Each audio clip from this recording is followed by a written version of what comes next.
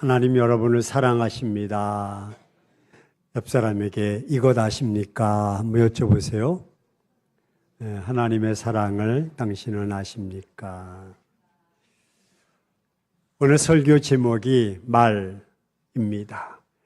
달리는 말이 아니라 우리 입술의 말입니다. 예수님께서는 제자들이 사람들과 함께 모여서 기도하며 기다릴 수 있도록 특별한 약속을 해 주셨습니다. 마침내 마가의 다락방에 모인 120명의 사람들은 그 부활의 주님께서 말씀하신 약속을 간절히 기다리며 전심을 다해서 꾸준히 기도에 전념할 수가 있었습니다. 마침내 하늘에서 예수님께서 말씀하신 약속이 임하기 시작합니다. 그 모습은 급하고 강한 바람 같은 소리가 일어납니다. 세찬 바람이 부는 소리가 일어납니다. 결국 그들이 앉아있는 온 집안에 가득하게 되었고 집과 사람들의 마음속까지 충만하도록 마치 불의 혀처럼 갈라지는 것들이 임하게 되었습니다. 불꽃이 날름머리는 갈라지는 것 같이 타오릅니다. 불은 마치 수많은 혀들이 갈라지는 것처럼 타오르고 있습니다. 그들에게 보여주는데 바람은 귀로 들을 수 있도록 허락하셨고 불꽃은 눈으로 볼 수 있도록 하셨습니다. 분명하고 확실하게 성령의 임재를 경험하게 하셨습니다. 그것도 각 사람 위에 하나씩 임하셨던 것입니다. 그래서 이들 모두에게 성령의 충만함을 입게 하셨습니다. 이런 상황이 바로 부활의 예수님께서 제자들에게 약속하신 성령 세례인 것입니다. 그들은 물 세례를 받았지만 이제 마침내 약속하신 성령 세례를 받는 것입니다. 하나님께로부터 임하신 성령님은 그들을 성령 충만한 사람으로 만들어 놓으셨습니다. 그렇다면 성령의 충만함으로 인해 그들의 무엇을 바꾸어 놓으셨을까? 성령 충만함으로 인해서 이들에게 무슨 능력을 덧입혀 주셨을까? 손을 벌리면 불이 나타나고 앉은 자리에서 벌떡벌떡 일어나는 역사가 있었을까?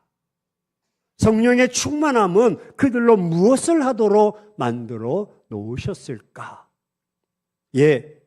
하나님의 목적은 바로 이런 모습들이 아니라 그들의 말, 혀를 바꾸어 놓으셨습니다. 우리는 성령의 능력 충만하게 임하며 대단한 사람처럼 생각할 수가 있습니다. 하지만 성령이 임하자 그들이 변화된 것은 말과 혀였습니다. 그들이 하는 말을 각 나라 백성들이 다 들을 수 있도록 각 나라 방언을 할 수 있는 혀로 그들의 혀가 바뀌어졌다는 것입니다. 각 나라 방언을 말하게 하셨습니다. 성령님께서 그들의 혀를 바꿔주신 것은 인류를 위한 위대한 용서였던 것입니다. 왜 그렇습니까? 창세기 11장 바벨탑 사건으로 인해서 하나님께서는 친히 인간들의 혀, 말들을 꼬이게 하셨습니다. 하나님께서 혼잡하게 하셨던 이 언어들을 성령님께서 그들에게 임하게 하심으로 회복시켜 주신 것입니다. 그래서 회복된 혀로 인해서 예루살렘에 머물고 있는 각 나라 사람들이 다 하나님의 큰 일들을 들을 수가 있게 된 것입니다. 혼잡한 언어로 인해서 그동안 단절되었던 인류가 바뀐 언어를 통해서 그 자리에서 서로 소통하게 된 것입니다. 성령의 말하심을 따라 말하는 성령의 사람들이 되게 하신 것입니다. 제자들에게 성령님께서 하시는 일을 함께 할 수 있도록 그들에게 능력을 주신 것입니다. 그래서 2장 4절 말씀 같이 한번 보실까요? 그들이 다 성령의 충만함을 받고 성령이 말하게 하심을 따라 다른 언어들로 말하기를 시작하니 그렇게 말해주고 있습니다. 이전에는 자기 마음대로 자기 말들을 했습니다. 알아듣던지 알아듣던지. 하지만 이제는 성령께서 말하게 하신 말을 할 수 있는 사람으로 바뀐 것입니다.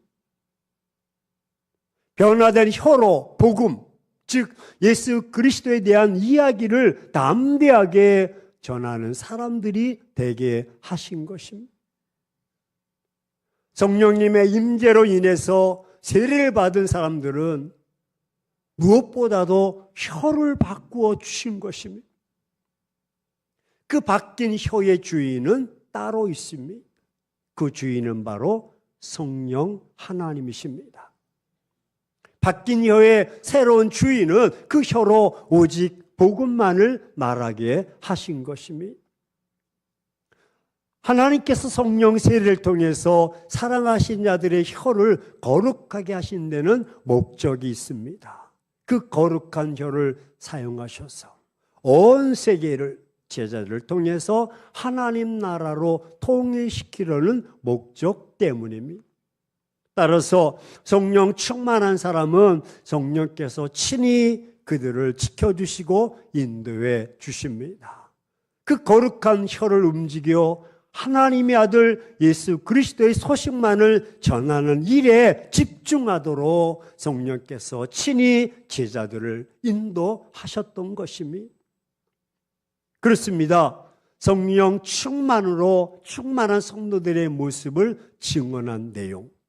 하지만 성령 충만함을 받은 성도들이 다른 방언의 말로 시작했던 것이고, 그런데 이 방언의 말들은 사람들이 알아듣지 못하는 이상한 따따붙다가 아닙니다. 당시 오순절을 지키기 위해서 세계 각국에서 예루살렘으로 모여든 사람들이 다 알아들을 수 있는 각 나라의 방언의 말이었던 것입니다. 여러분, 성령을 받기까지 120명의 제자들은 어디서 무엇을 했습니까? 그들은 마가의 다락방에 숨어 기도에 전념했던 것입니다.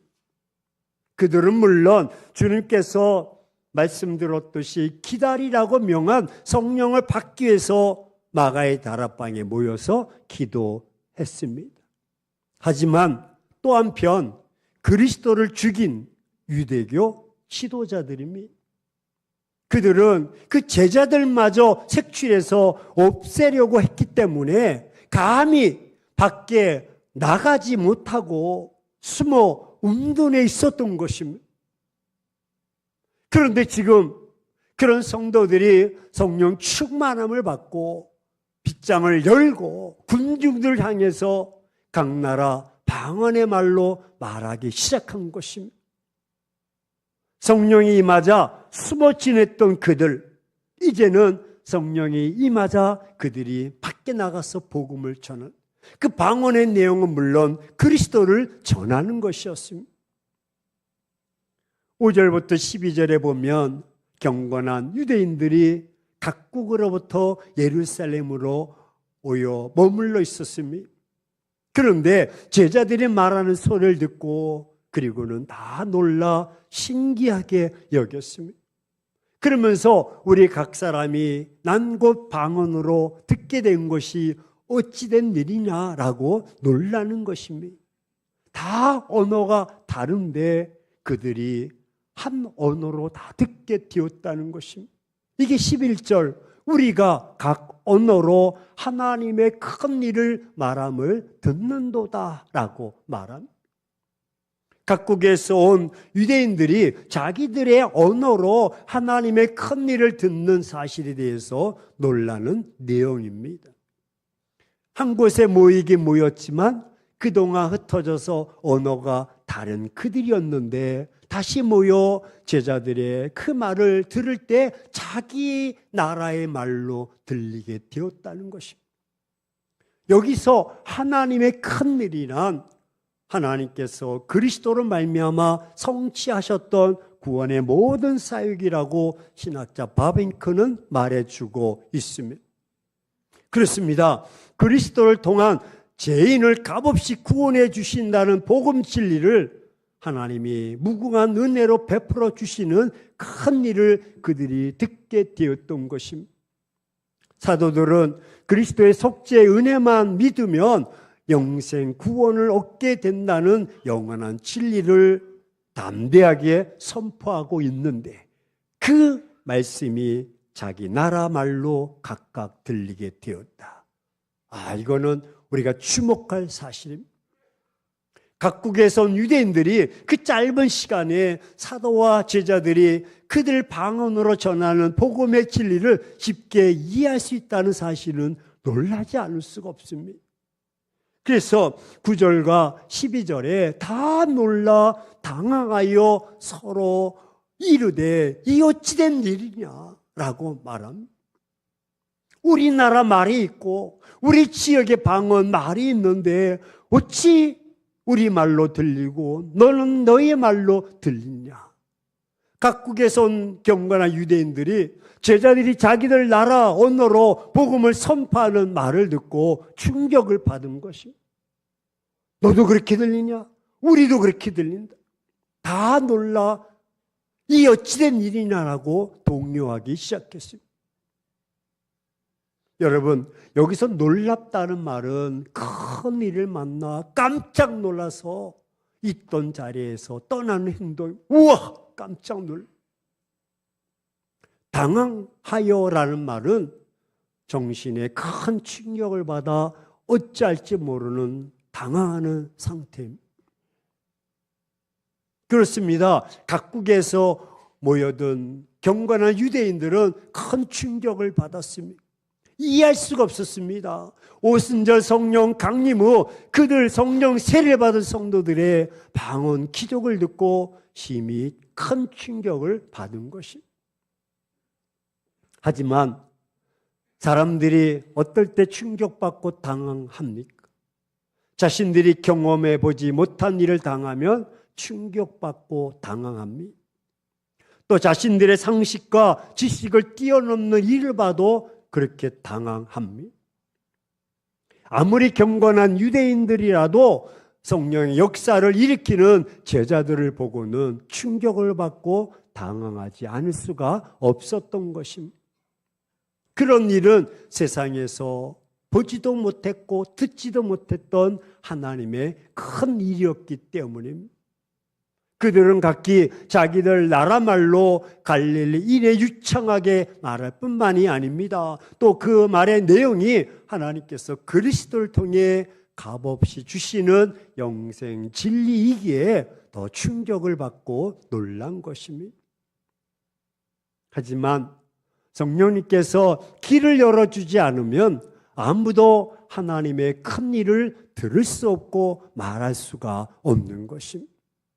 여러분, 제자들이 성령이 충만하게 임하자 마침내 그들이 말할 수가 있었고, 성령이 충만하게 임해야 그 말씀이 들려진다는 것입니다. 13절을 한번 보십시오. 또 어떤 이들은 조롱하여 이르되 그들이 세술에 취하였다 하더라. 성령 세례는 평생에 한 번 받는 것입니다. 이것은 구원을 얻게 되는 은혜이기 때문입니다. 그러나 성령의 충만은 지속적으로 성령의 은혜를 덧입어야 가능한 것입니다. 사랑하는 행복한 교회 성도 여러분, 우리는 성령의 세례를 받으셨습니까? 그럼 어떻게 알 수가 있습니까? 그 기준은 지금 여러분이 말하는 혀, 말을 통해서 알 수가 있습니다. 한번 점검해 보십시오. 내가 하는 말이 가정과 교회, 민족, 연합을 이루는 말입니까? 여기서 연합이란 서로 위로해주고 또 용납해주고 수용해주고 이해하고 용서하고 사랑하고 축복하는 것입니다.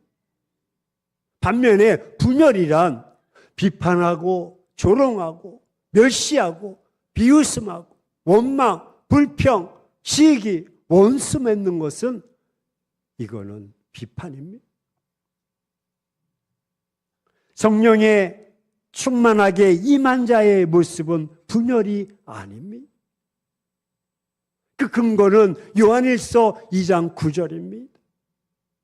말씀을 보면 빛 가운데, 여기 빛은 성령님을 모시고 있다고 하면서 자기 형제를 미워 분열하는 사람은 아직도 어둠, 성령님을 모시지 못한 가운데 있다는 것입니다. 내가 성령님을 모시고 있는 자의 입술과 성령님을 모시지 못하고 잊어버린 자의 입술은 다르다는 것입니다. 그래서 어떤 이들은 하나님의 큰 역사를 보고도 저건 뭐야? 술 먹은 거 아니야? 뭔 소리야? 그리고 원망하고 대적하고 조롱하고 불신합니다. 왜입니까? 성령 세례를 받지 못하고 성령의 은혜를 잊어버렸기 때문입니다. 그렇다면 여러분 성령 세례를 받으셨습니까? 우리 옆 사람에게 한번 여쭤보세요. 성령 세례를 받으셨어? 네. 예, 아멘 하실 겁니다. 그러면 혀, 말을 잘 지켜야 됩니다. 그게 표징입니다. 성령 세례를 받았다면 한번 보여줘. 그것이 바로 말, 혀인 것입니다. 성령 충만했다고 해서 앉은 자리에서 벌떡벌떡 일어나는 것이 아닙니다. 거룩하고 긍정적인 말, 사랑하는 말, 혀를 훈련시켜야 됩니다. 성령 충만한 사람들 혀는 늘 화목, 연합, 사랑, 축복, 소통을 목적으로 사용할 수 있도록 성령께서 그렇게 역사하십니다. 반면에 성령 충만하지 않으면 늘 원망, 저주의 말, 부정적인 말, 내 혀에 붙어 있다면 지금 즉시 자신을 엄하게 책망하셔야 됩니다. 점검하셔야 됩니다.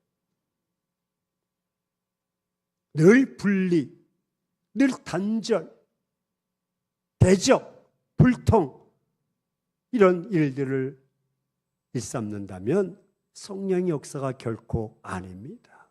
성경 어디를 보아도 성령의 역사는 그렇게 나타나지 않습니다. 사람들은 남의 잘못에는 아주 인색합니다. 날카롭습니다.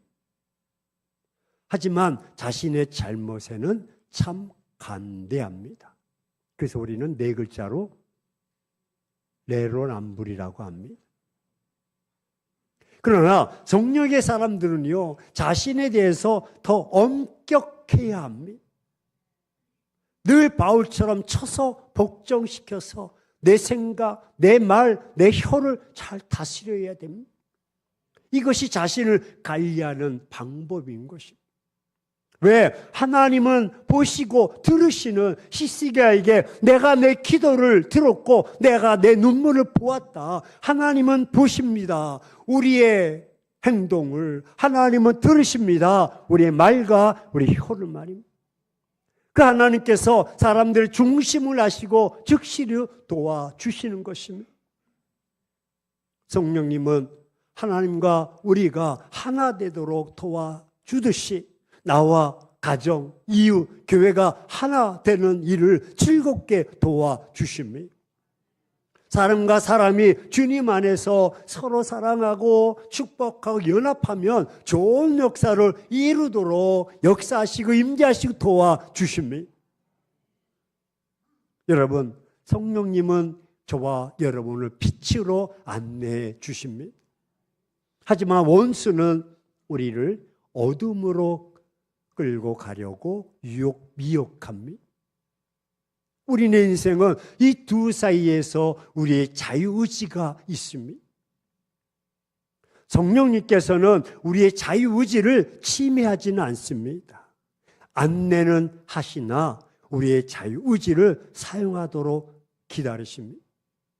반면에 원수도 우리의 자유의지를 침범하지 못합니다. 하나님의 허락 없이는 말입니다. 그러므로 자유의지를 사용한 후에 그 책임은 그 사람에게 있다는 것입니다. 다시 말해 빛으로 내가 향하였다면 하나님의 복을 받게 되지만 내가 어두움을 선택했다면 그것에 대한 보응을 내가 받는 것입니다. 다시 쉽게 이야기해서 빛으로 긍정적으로 내가 내 혀를 사용했다면 그 결계된 책임은 하나님께서 지켜주시고 책임져 주십니다. 내가 축복하고 위로하고 용서하고 이 모든 것들은 하나님이 다 책임져 주십니다. 하지만 내가 어둠을 부정적으로 원망하고 불평하고 대적하고 분리하는 혀를 사용했다면 그 결과에 대한 책임은 자신이 져야 됩니다. 왜? 성령은 그곳에 역사하지 않습니다. 사랑하는 행복한 교회 성도 여러분, 오늘은 우리의 말과 혀를 점검하는 날입니다. 진단 맞는 날입니다. 날마다 자신의 말을 점검하십시오. 계속적으로 점검하시고 지속적으로 점검하셔야 됩니다. 자신의 말의 변화를 위해서 성령님의 도우심을 믿고 의지하셔야 됩니다. 내 입술에 파수꾼을 세워주셔서 내가 사랑하고 내가 축복하고 용서하고 할렐루야 그 말을 하게 하시다. 저주의 말, 상처 주고 아픔 주고. 우리는 모두 예수 그리스도의 복음을 전하기 위해 있어서 거룩하게 구별된 혀를 가지고 있는 사람입니다. 그래서 크리스찬, 그리스도인입니다. 세상 사람들은 그리스도인들의 말과 혀에 주목합니다. 우리 혀는 우리 인생의 방향을 결정하는 열쇠이기도 합니다. 여러분, 복음 안에서 긍정적인 혀, 말을 움직여 이웃들과 함께 거룩한 소통을 이루어 나가셔야 됩니다. 야고보서 3장에 보면 야고보는 이러한 혀의 엄청난 위력을 작은 불이 큰 나무를 태우는 것에 비유하고 있습니다. 엄청나게 쌓이는 장작이지만 작은 불꽃이 다 태워버리는 것입니다. 우리는 이를 단지 불행의 재앙이야 그런 측면에서만 생각할 필요는 없습니다. 왜냐하면 인간의 말은 불행뿐만 아니라 반대로 엄청난 축복을 가져오기도 하기 때문입니다. 성경은 우리에게 이런 사실을 아주 다양한 인물을 통해서 구체적으로 보여주고 있습니다. 예컨대 구약의 아비가일이라는 여성입니다. 처음에는 나발이라는 어리석고 탐욕스러운 인물의 아내로 그동안 불행한 삶을 살아갔던 여인이었습니다. 하지만 나발이 어리석은 말 한마디로 죽음을 자초하게 되었습니다. 이로 인해 다윗의 진노함으로 위기에 빠졌을 때 하지만 그의 아내 아비가일이 이를 선하고 지혜로운 말로 달래므로써 온 집안을 구해냈던 것입니다. 이뿐만 아니라 자신도 훗날 다윗의 아내가 되는 영광을 얻게 되었습니다. 더욱이 우리가 잘 알고 있는 그리스도와 함께 십자가에 달렸던 한 강도, 다른 강도는 예수님을 저주하고 부정적으로 손가락질하고 멸시했지만 한 강도는 이보다 더 극적인 상황을 우리에게 연출 보여주고 있지 않습니까? 그는 온갖 제약으로 점철된 인생을 살았던 인물로 마치 지옥의 문턱에 있었던 인물입니다. 하지만 그리스도께 자비를 구하는 말, 당신의 나라 임할 때 나를 기억하옵소서. 그 한마디로 죽음 이후에 나가오는 하는 축복을 누리게 된 줄로 믿습니다. 그는 자신의 선한 말 한마디로 그동안 살림처럼 쌓여있던 과거의 모든 죄를 태우고 저주의 인생을 축복의 인생으로 바꾸어 놓은 것입니다. 화가 복이 되고 슬픔이 기쁨이 되고 위기가 기회가 되어지는, 성경은 이와 정반대의 경우도 생생하게 보여주고 있는데, 그리스도께서 귀신을 쫓아내었을 때 귀신의 왕인 바알세불의 힘으로 그리한다고 말했던 바리새인들이 바로 그들입니다. 그들은 살인과 강도와 같은 죄보다도 더 무서운 죄를, 엄청난 심판을 자초하고 말았는데, 이는 성령을 해방하는 죄를 범함으로써 그 무엇으로도 용서받을 수 없는 엄청난 심판을 자초하고 말았던 것입니다. 성령의 사람이냐 성령을 받지 못한 사람이냐의 차이는 말에 있습니다. 이 모든 일들은 실로 작은 혀 하나가 인간의 운명을 바꿔 놓을 수 있다는 사실을 우리에게 생생하게 보여주고 있습니다. 여러분, 키르키의 왕이 어느 날 꿈을 꾸었는데 치아가 빠지는 꿈을 꾸었다고 합니다. 신하들에게 야, 어제는 꿈을 꾸었는데 이게 꿈이 뭐냐 해석하라 했더니 한 신하가 왕이요, 그것은 왕보다 신하들이 먼저 죽어나가는 것입니다 라고. 죽어나가? 왕이 기분이 얹혀가서 저를 능지처참하라. 뭐 그랬겠습니까? 능지처참하라. 다른 신하가 왕이요, 그것은 신하보다 왕이 오래 산다는 꿈입니다. 오래 살아 저에게 상급을 내려라. 근데 웃는 게 왜 웃으세요? 네? 그 말이요. 왕보다 신하가 먼저 죽고 신하보다 왕이 더 오래 살아. 그 말이지. 그런데 뉘앙스가 달라. 여기는 죽는다. 여기는 산다. 죽이느냐 사느냐 같은 말이지만 다른. 빌 게이츠의 아버지가 기자들이 물어봤습니다. 자녀 교육에 있어서 가장 중요한 요소가 뭡니까? 빌 게이츠 아세요? 네. 그럼 끄떡끄떡 하셔야지. 네. 근데 그의 아버지가 그런 얘기를 했대. 아이들을 절대 비하하지 마세요 라고 했대. 비하. 근데 우리네 인생은 어렸을 때 저 빌어먹을 놈, 저 육실할 놈, 귀신이 눈이 어두 저런 걸 안 잡아간다고 어르신들로부터 동네 아이들이 막 그냥 아주 험한 말을 듣고 그러면 욕하고 싶으면 너 결국 빌 게이츠 된다. 너 그러다가 너 정말 록펠러 된다. 워런 버킷 된다. 너 축복 안 되면 너 결국 너 목사 되겠다. 너 화나면 막 구라통이 치무면 그렇게 축복하는 거예요. 그럼 그렇게 될 줄로 믿습니다. 말엔 시가 있습니다. 우리 작은 지체인 거룩한 혀를 사용해서 하나님의 일을 자랑하고 축복의 통로로 사용해야 됩니다. 더 이상 부정적인 얘기, 저주스러운 얘기, 죽이는 얘기가 아니라 같은 말을 해도 살리는 얘기. 저 목회 43년 하면서 확실하게 아는 건 성도들 가운데 아유 목사님 죽겠어요. 아파 죽겠고 아유 배불러 죽겠어요. 죽겠다는 정말 죽어가.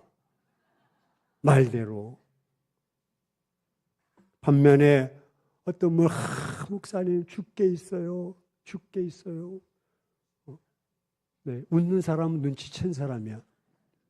모든 게 죽게 있어.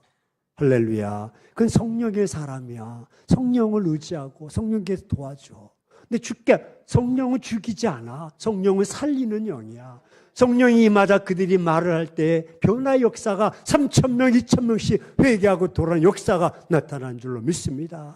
얼마나 작은 불이 얼마나 많은 불을 태우는가. 혀는 곧 불이요 불이 세계라고 말합니다. 내가 어떻게 말하느냐에 따라서 창조적으로 바뀌어지는 것입니다. 가정을 세우기도 하고 교회를 세우기도 하고 민족을 세우기도 하는 것입니다. 혀는 우리 지체 중에서 온몸을 더럽히고 삶의 수레바퀴를 불사르니 그 살아나는 것이 지옥의 불에서 난다. 이 무서운 경고를 우리는 잊지 맙시다. 성령의 그 능력을 심지 못하고 계속 부정적인 말, 원망, 불평, 분열, 대적, 세속적인 말을 쓰며 살아간다면 우리에게는 역사, 건세가 없을 것입니다. 구별된 삶을 살지 못하고 결국 그렇게 사라지는 것입니다. 하지만 이 시간 여러분이 성령의 충만함을 계속 유지하면서 나를 다스려 주시고 내 입술의 혀를 말과 혀를 구별해서 이제는 창조적인 말, 이제는 세우고 살리는 말, 이제는 축복하는 말을 사용하고 나간다면 건세가 임할 줄로 믿습니다.